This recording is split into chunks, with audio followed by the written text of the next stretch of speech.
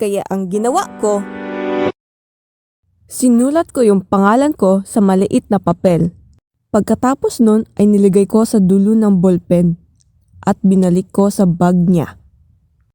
Oo, tama yung narinig ninyo na binalik ko sa bag niya kasi maganda tong plano ko. Lumipas ang ilang minuto, bumalik na lahat ng kaklase ko at sinabihan kami na sumulat ng mga lessons dahil meron silang biglaang meeting. Kami na lang ng mga kaklase ko yung naiwan. At nung ginamit na ni Elle yung ballpen ko, Elle, ang ganda ng ballpen mo. Pwede tingnan ko?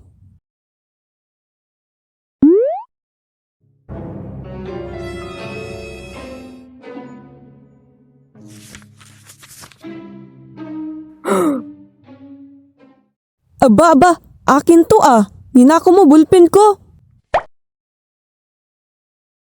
Ninakaw ang alin? Yung ballpen ko, meron nga ako nilagay na papel dito sa loob. Tingnan mo, meron yung pangalan ko.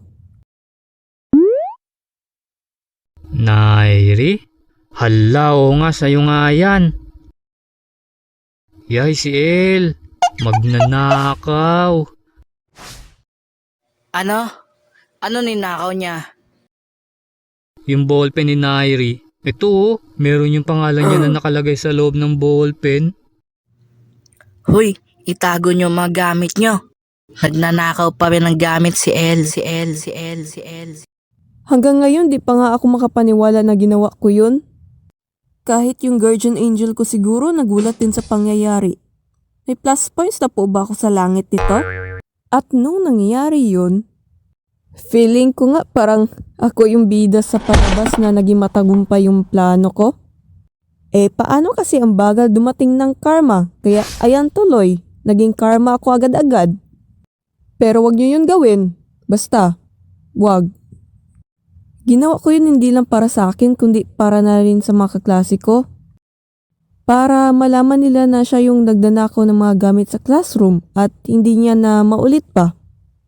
Kahit ako nga nung bata ako, aaminin ko na naiinggit ako sa mga gamit ng iba kong kaklase. Pero binabaliwala ko lang kesa naman nakawin ko, di ba? At sa mga magnanakaw dyan na nasa elementary pa, please lang, wag naman kayong magnakaw.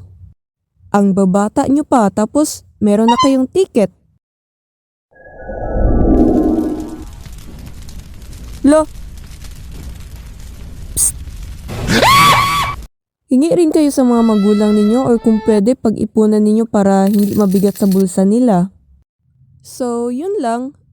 Pasensya na kung putol-putol tong video ko kasi busy lang ako sa munting business ko. Kinailangan kong gumawa ng maraming ganito para may dagdag ako sa savings ko at kapag bumalik na ako ng school, wala na kasi akong time na gumawa ng bracelets.